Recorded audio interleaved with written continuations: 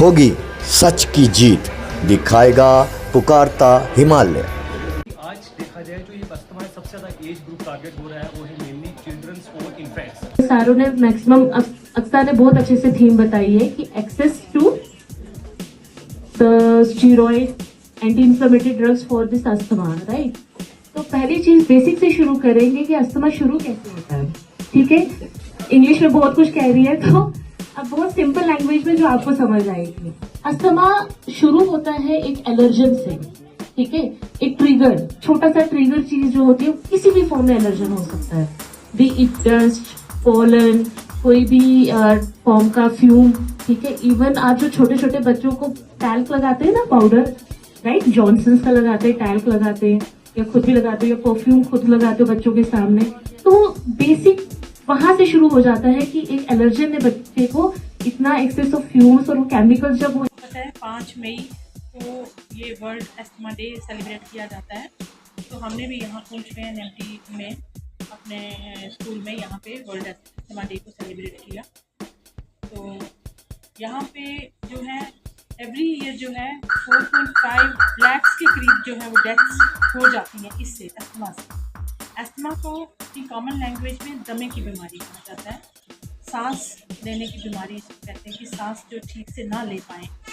ये हमारी जो सांस की नलियाँ हैं, ब्रोंक्यूल्स हैं, ब्रोंकाइज हैं, उनकी जो कंजेशन हो जाती है, कंट्रैक्शन हो जाती है मसल्स की, तो उसकी वजह से सांस लेने में पेशेंट को दिक्कत आती है। तो उसकी वजह से ये होता है, ये बीमारी होती है। और इसके ये एसोसिएटेड होती है बहुत सारे एलर्जिक फैक्टर्स से भी, जैसे कुछ पोलन्स होते हैं, मौसम बदलते हैं, उनमें ये पोलन्स की एलर्जी होती है। कुछ फूड आइटम्स हैं जैसे एग है, इवन विद राइस सम लोगों को उससे भी एलर्जी होती है। डस्ट पार्टिकल्स हैं, बहुत सारे परफ्यूम्स हैं, कुछ बच्चों के टैल्क्स हैं, बहुत सारी ऐसी चीज़ें हैं जिनसे ये जो है अफेक्ट होता है हमारा अपर रेस्पिरेटरी सिस्टम, और जाके ये अस्थमा को लीड करती है। तो वही हमने सारी आज ये जागरूकता देने के लिए, एक अवेयरनेस देने के लिए कि यहाँ पे हमने एनएमटी स्कूल पुंछ में भी एक ये प्रोग्राम रखा था। तो बड़ी अच्छी तरह से ये हमारा प्रोग्राम हुआ। हमारे यहाँ पे इम्यूनाइजेशन ऑफिसर भी थी, हमारे रिस्पेक्टिव ट्यूटर्स हैं जो यहाँ एनएमटी के बच्चे थे।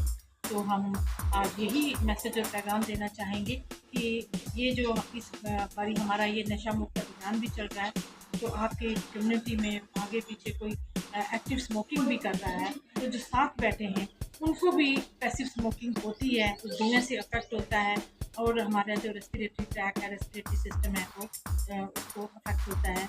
तो ये बहुत सारी जो चीज़ें थी, ये सारी हमने आज यहाँ पे हेल्थ एजुकेशन दी, इनको अवेयरनेस दी, और टाइम पे हम अपने सारे प्रोग्राम्स यहाँ पे ऑर्गेनाइज करते रहते हैं।